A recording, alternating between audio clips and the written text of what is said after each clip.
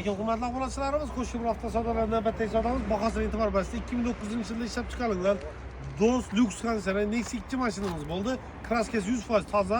Mashinamiz bahosi 48 million so'm pul bo'ldi. Gullana ketdi. Yangi bozor bag'alana ketdi. Zur. Yangi bozor bag'alanib. Rozimisiz? Baba rozimisiz?